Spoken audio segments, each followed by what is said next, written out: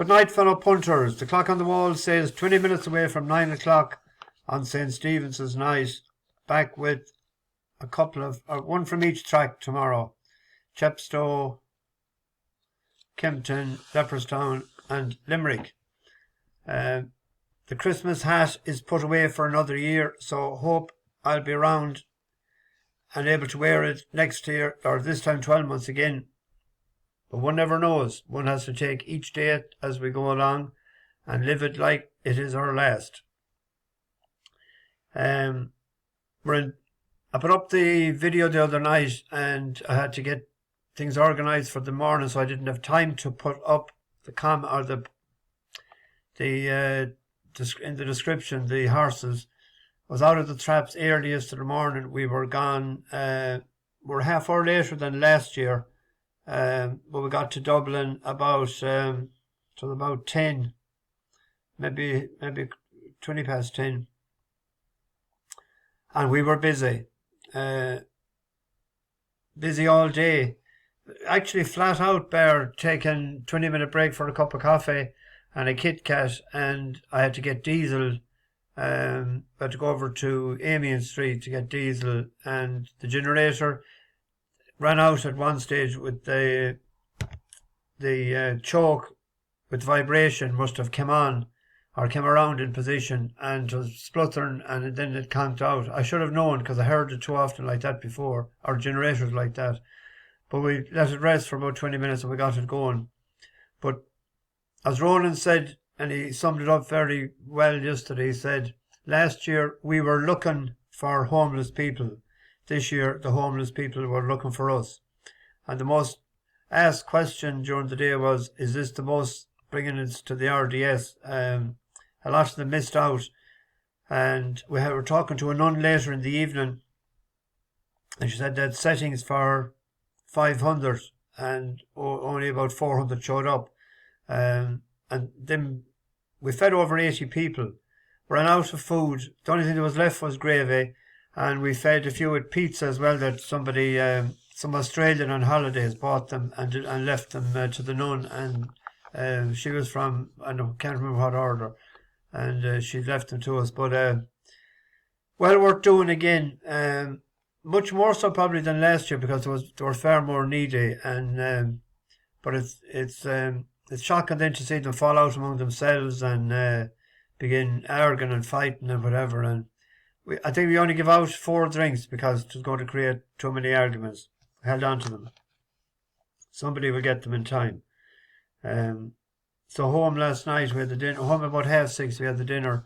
So I was back here before 10 last night. It was after 12 last year.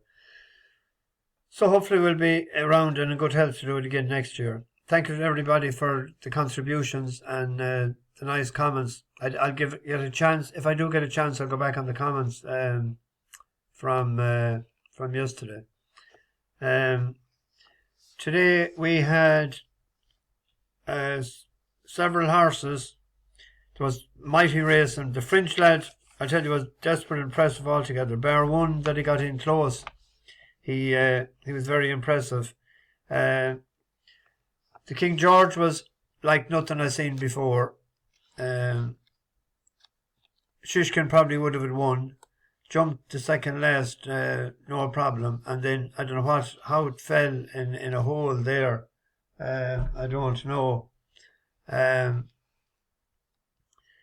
But fair play to Hewitt. They entered the horse, and if you're not in, you can't win. Facile Vega beaten. We would have won a race in England, Far and Glory, only for it fell. And for a novice, I don't think it was necessary to just push him into the flight like that to go for the big one. He was going so well that he could have bunny hopped it and still win at ease. That was a bit of a sickener. It was my biggest bet of the day, especially because King of Kingsfield was after winning previous to that, and it franked the forum of the Royal Bond. We had a placed horse in Limerick, Roly Poly Boy, and we had a winner then in that was 8-1. It was actually 10s the other night when I was doing the video, but it was 8-1 then. trained specially for the race. I can't think of the name of it. I got word today to back Shoot Champagne, a horse that I was watching out for, and I think it ran its last race. It looked a bad injury at the second last. What do you call it? Farron Glory. John Juneel had one winner in Sedgefield. I didn't know which one to go for, and Lachlan won in Limerick. So fair play to Tom Gilligan. I'm looking forward to seeing that actually going for the National Hunt Chase in 2025. I think it'll be nailed on for it. Anyway, on we go to tomorrow. The Welsh Grand National is on tomorrow, and the Paddy Power Chase. So I'll pick one in each, and we'll do try and get an each way double as well. I looked at all a heap of them down along the line. Complete Unknown is a classy one, but it's carrying a big weight for someone that ran so stink the last time. If you look back at a novice chase last March, that Autonomous Cloud won, but I don't think these have enough experience, but this probably would be the best of them, I think. It beat Iron Bridge, and Super Survivor, who's the favourite, was 17 lengths back in third. But Autonomous Cloud, I thought, was just the last year when it was running, it was a 4-horse race, which is the one that a horse was brought down and stuff. And but I kept coming back, and no matter what I'd done, I kept coming back to Nassalam. It's the horse I tipped up a couple of weeks ago after finishing 5th in the the Grand Sefton, but there was a heap of money for the last day, and this was the trial. And if you look back at the winners of the race before, the ones that won the trial, I know a few of them went on to win it, and some of them has been placed. It looked to be tiring in the finish there the last day, but I think it's a young horse. Quillen Quinn has taken off 3. It has won the trial. We'll see.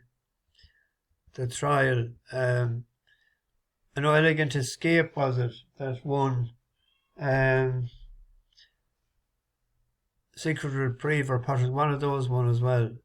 But that's the selection each way.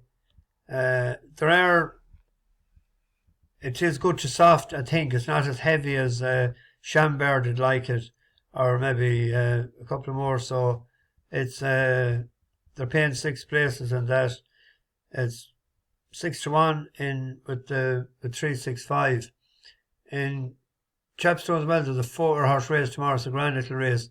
We have a horse that won for us before in a good risk at all, but he's getting so much weight. He should win that, I would say, carrying 10 stone 7 against the 12 stone of First Flow. Sammy Twist on for Sam Thomas, the 2 Sams. 2:30 in Kempton. The ground is good tomorrow. This is the Desert Orchid Handicap Chase, a grade 2. The fact that it's good ground, I'm going with the second favourite, Nube Negra. The last time Nube Negra ran on good ground, it won. It was second in this last year to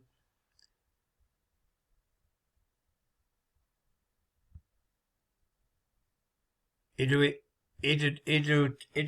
Geese, and it was beaten by 13 lengths, but it was on soft ground.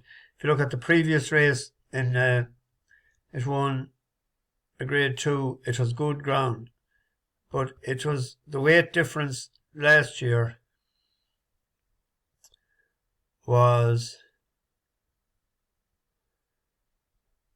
come on, is the choke out as well with this? But there's here we go. Editor de Geese was carrying 11 stone 2, and Nube Negra was carrying 11 stone 8, so given 6. And this year, on ground suitable or more suitable, Editor de Geese is given £4, and then there'll be 3 off. So that's a £10 swing, and there'll be 3 off for the claiming jockey Houlihan. That's the selection. On to the Limerick tomorrow. There's a ladies' handicap hurl tomorrow, but there's a horse that likes winning in Limerick. Is Aplesh Amin. It has won. It was second in his bumper second time out, wasn't it? First time in a bumper, second to Black Bamboo, and in a bumper in 2022 in February. Then in the maiden hurl it was sixth, and it won the maiden hurl last Christmas, and then in March 2 miles 5 at Bet Components, yes, 4-1 favourite off 111. Then it seems to have improved actually since the break. It was 6th to Buddy 1 in Galway over 2 miles 6, and then over 3 miles the last day it was third at a big price, well 8-1. But if you look at the horses it beat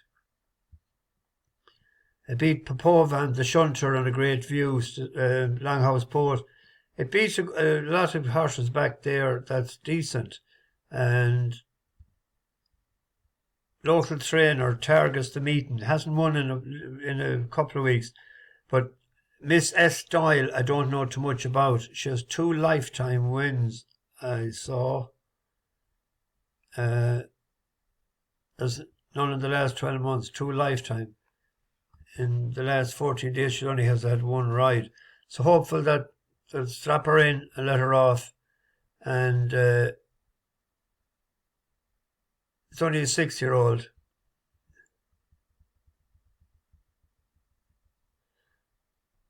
$7-2, 3-1, 4-1, something in that bracket. And then we go to the Paddy Power, the Green Bookie Chase. The Green Bookie Chase, and it was won last year by, and I was there close to the line.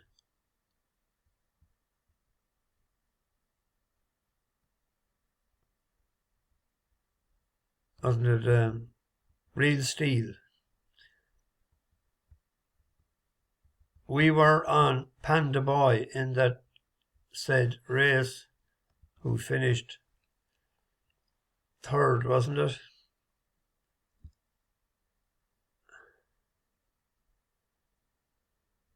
Third, rated 136. He's only £4 higher. Madras second favourite at 13-2. The yard is in good form. That a winner today in the bumper. Looks like it has been trained especially for the race. The man is good target. Martin Brassel targeted for the race. Races like this. It's up to the top, close to the top of the betting as well. But we're going to get a run for our money, hopefully, in the race. And that's all we're looking for. JJ Schleven. 6-1, 13-2.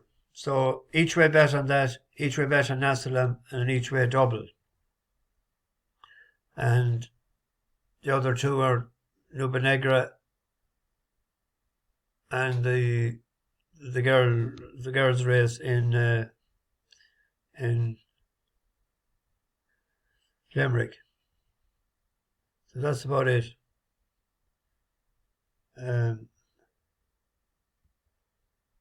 What was I going to say? Oh, I didn't check any of the anti-post markets or whatever to see was there any big shake-ups in some of them. Someone told me that French horse isn't going to be coming for the Brown Advisory. So it's going to go for the French Gold Cup instead. What